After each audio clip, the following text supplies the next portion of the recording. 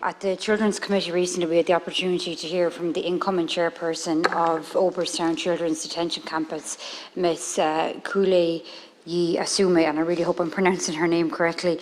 She comes to the role with a great deal of experience and an extremely positive attitude, and I think she'll be really effective in that role.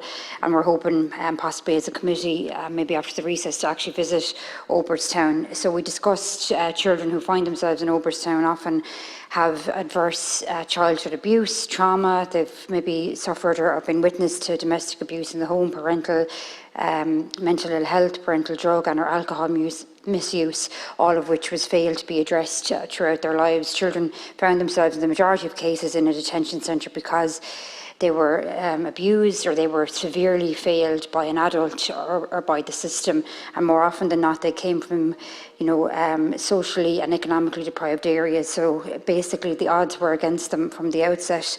I, along with my colleagues, welcome this bill, and I echo their calls that maximum sentencing of 10 years is more appropriate to adequately reflect the seriousness of this offence. Setting this out as a prosecutable offence in its own right is a positive move, and it's about intervening in time and providing the early intervention supports, and I think that is really, really key, because we are talking about children and early intervention is key. I know that my colleagues, Deputy Mark Ward and Deputy Pat Daly, will work with the Minister and Government effectively to improve this important piece of legislation. It's crucial we use the influence we have here as legislators to make laws that go after the people that force children into a life of crime. I also want to touch on, as I said, early intervention I believe is key, and I know that we have programmes like our own local Guardian, Kilkenny and Carlow have programmes in relation to the youth diversion programme. They're so important, and they try to intervene to ensure families and children are supported to live a life with opportunities. And I also just want to take the opportunity to mention the school completion programme, which I know I do on a regular basis, but I really think that they're an undervalued programme that just intervene so effectively with children, and they are actually very subtle in their approach, and it's all about the child. And one thing that's very different to their programme from others is that it's based on the child and the child's need, because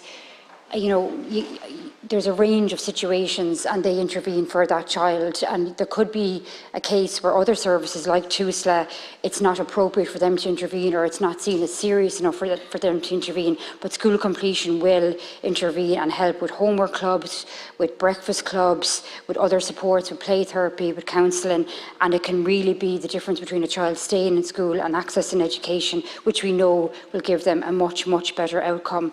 I see I'm running out of time already. So I do support the bill. I share concerns that others have in relation to the length of time.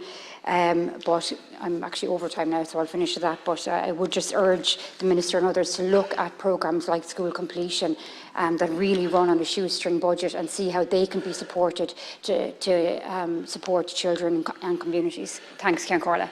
Very good.